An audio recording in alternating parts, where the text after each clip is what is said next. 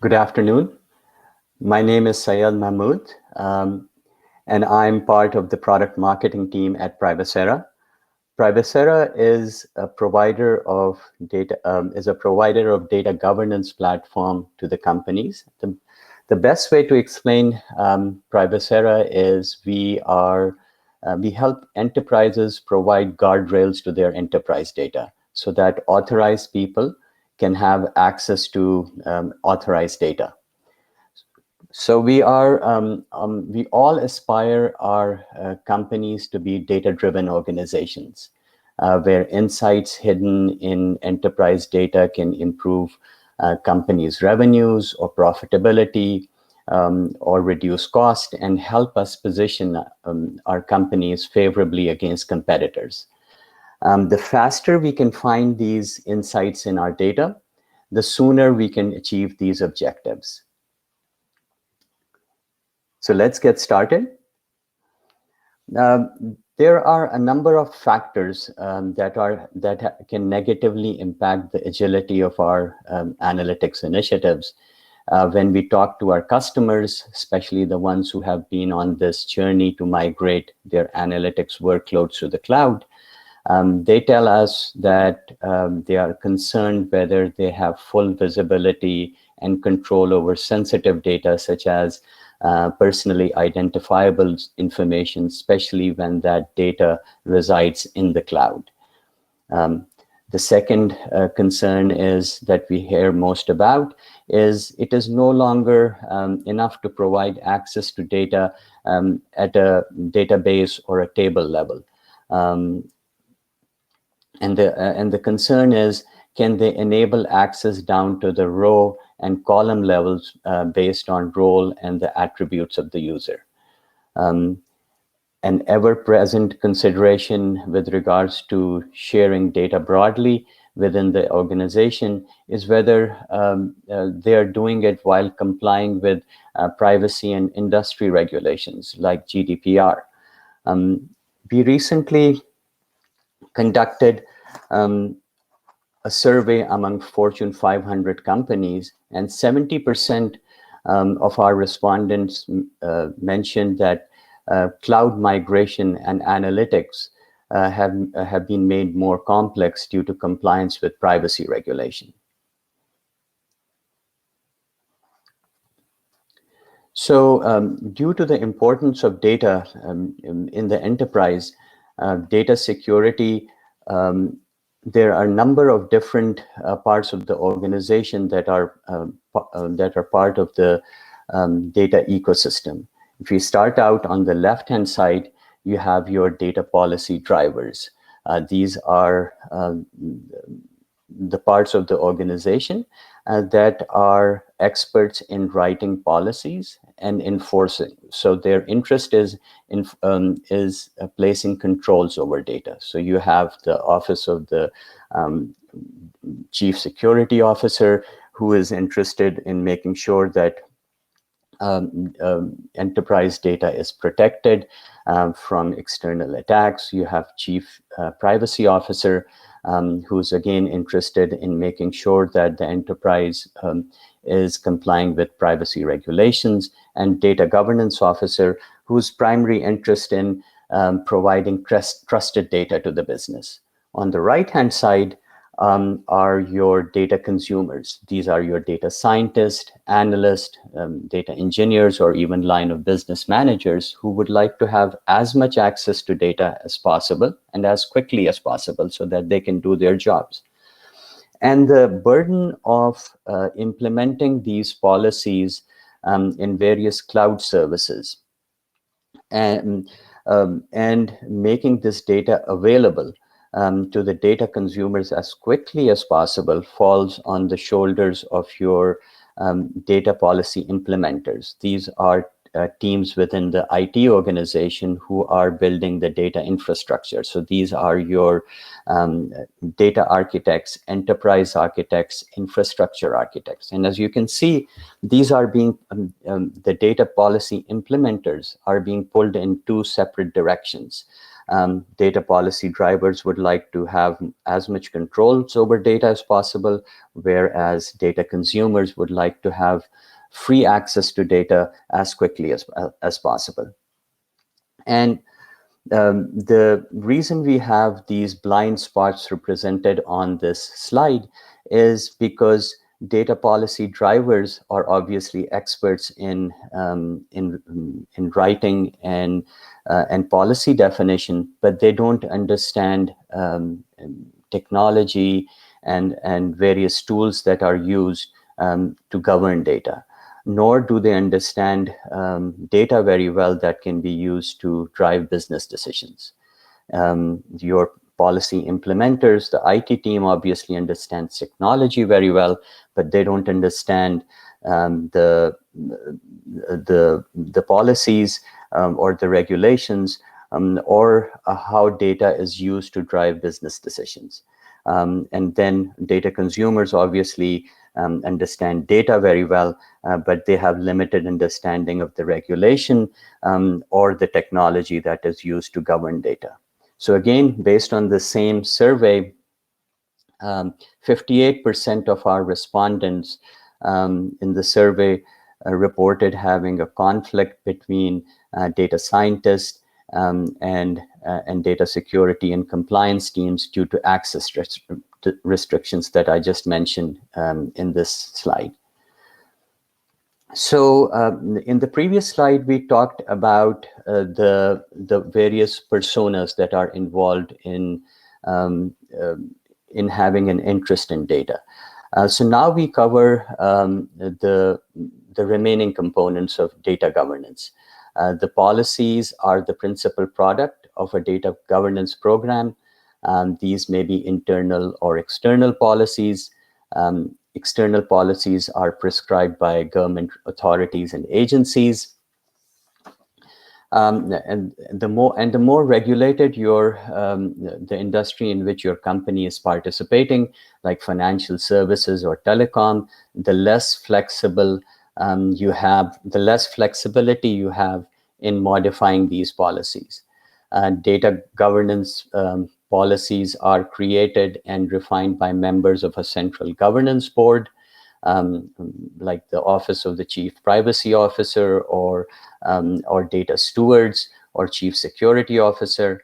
And data can be internal or external on which these policies are applied. Of particular interest is data that has sensitive elements, such as personally identifiable information, like age or address.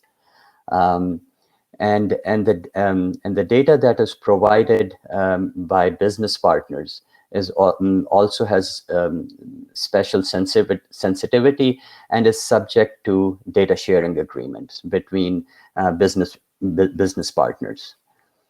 The tools consist of any technology that is used to automate the creation, application, and management of data governance policies. So these cover a wide range of tools, including authentication and identity management tools, data discovery, classification, and data catalogs, access management and authorization platforms such as Privacera, encryption, and anonymization technologies, among others. So now that we have a good sense of what are the different personas that are involved in our data ecosystems, and what are the various, at a high level, what are the different elements of data governance, let's talk about the various approaches that businesses have implemented in governing their data. So if you read research coming from industry analysts like Gartner, they talk about 3 approaches to managing enterprise data and governing it. Starting from the left-hand side is the dictated approach. In the dictated approach, the policy, data, and the tools themselves are controlled by a central authority. This authority might be IT, so they determine what tools are going to be used to govern data. They build the policies. They provide and they provide data to the lines of businesses like HR, finance, marketing, and they enforce those policies. So this is a very top-down approach, where IT or a central governance board is enforcing data governance policies on business. And this approach primarily is used in organizations where there is a centralized analytics organization that is serving the entire enterprise. So it is easier for a central authority to apply these type of controls on one organization. Then we have a centralized approach to data governance, which is a bottoms-up approach. In this approach, the policies at a high level are still being defined by a central entity. But the enforcement of these policies is left to each line of business. Business is now has the flexibility to select different tools, and they can they can configure the policies, customize them according to their own needs. The potential downside of this approach is that various lines of business can select their own set of tools to govern data, or they can have policies in place that might be potentially in conflict with each other.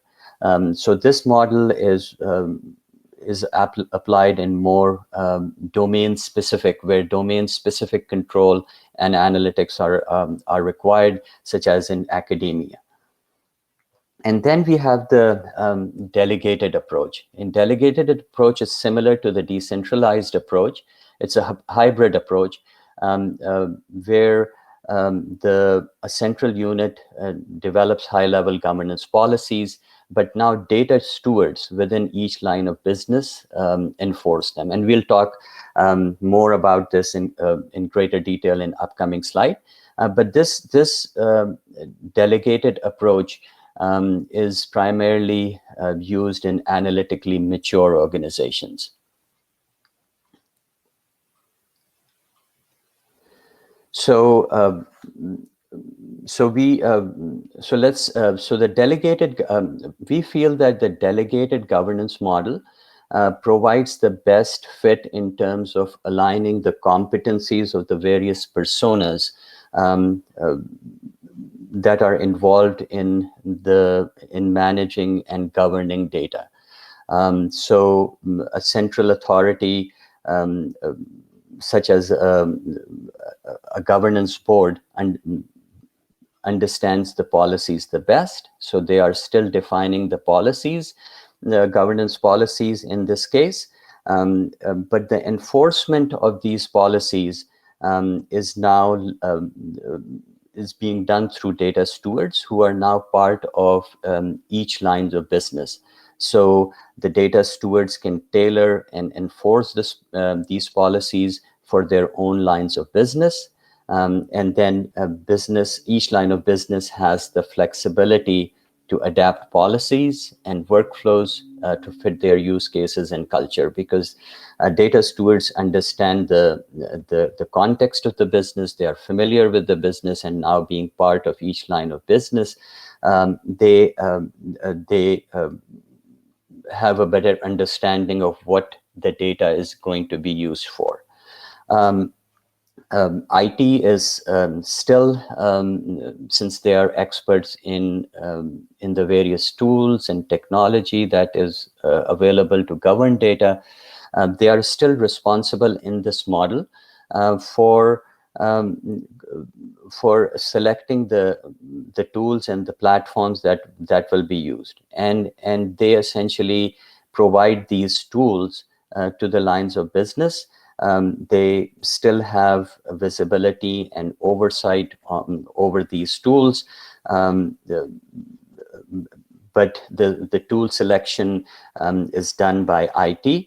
But now IT is not in the business of approving hundreds of requests by data consumers to get access to this data.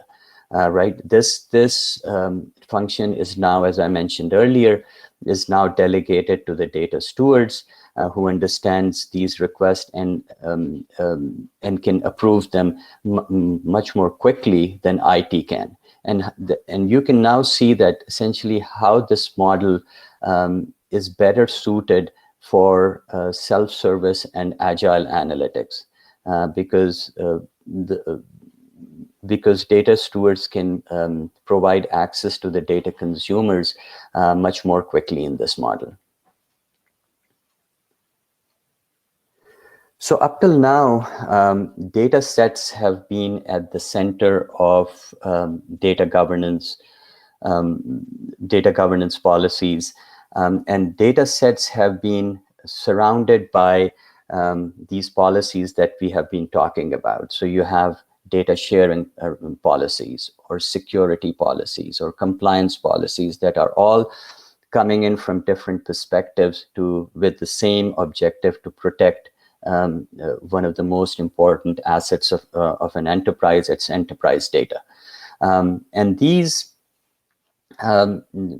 essentially, so starting from data sharing policies, you have data owners and custodians who define how their data can be used internally and externally. Then you have your data stewards who understands data and have a say in data sharing policies and compliance policies. Your privacy teams are also ensuring that the enterprise is complying with the various regulations. And then your security teams are essentially defining the requirements and building the policies that are related to how authorized personnel can access only authorized data. And the entire oversight of this system is being done by a governance team, right? And last but not least, in this model, you have your data users who would like to have access to data, right? So this has been a data-centric view of data governance so far, where data sets has been at the center of these policies that are coming in from the various parts of the organization to protect it. At Privacera, we have been working on this idea of how data can be shared securely across the enterprise. And at the center of this concept is the idea of data assets. So think of data assets as logical groupings of data that is spread across on-premise data sources and cloud services. Sales or marketing data across cloud services is aggregated by IT to create a sales data asset or a marketing data asset. So rather than data being in S3 or Snowflake or Databricks, the sales data can reside in any of these cloud services, and it is brought together by the IT team to create a domain-specific or a subject-specific data asset. These data assets, after they are created by IT, are owned by the relevant functional organizations like sales or marketing. And data asset owners are now in a position to share the entire data set or carve out a subset of these data to share with other parts of the organization. So if I'm a business analyst or a data scientist, I'll be able to browse through a catalog of data assets and request access to the relevant data assets. And one interesting aspect of this model is that under the covers, security policies are created and enforced automatically by IT. So the data owners are confident that the data that they are sharing with other teams in the organization has the proper controls in place. And the teams who are requesting these data assets are confident of the fact that they are receiving trusted data from the owners. So now the requester essentially can take these data assets and use them to build reports or dashboards. They can build predictive models or machine learning models based on that. Finance teams can perform revenue projections. So essentially, these are the various projects that you can, in which these data assets can be consumed in or applied to. So again, just to summarize, the objective that we are working towards and at Privacera in building the next generation of a self-service analytics platform from a governance point of view is to have so that it can provide centralized visibility into all user activity and proactively address any compliance violations. This is especially important for governance entities, centralized governance boards, and IT who would like to perform audits and make sure that the governance policies are being implemented and performing in the way that they were designed to do. Then we have delegated policy administration. So the platform should be flexible enough that it can take high-level policies from a central entity or a governance board, but the local teams should also be able to build policies and configure them according to their needs. And then native enforcement. You would like these policies to be applied closer to data where decision making is taking place, i.e. We talked about data stewards using this platform to approve various requests for access to data, so that the business of analytics can be performed much more quickly, and businesses can perform self-service analytics and be agile, which is the whole point of this entire exercise. So I would like to just leave you with a screenshot of what this analytics platform would look like. You can see that at the center,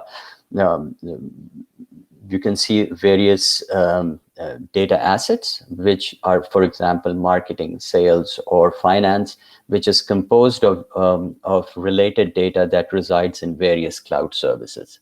And the data owners will be able to share these data sets with others in the organization with proper controls and policies in place.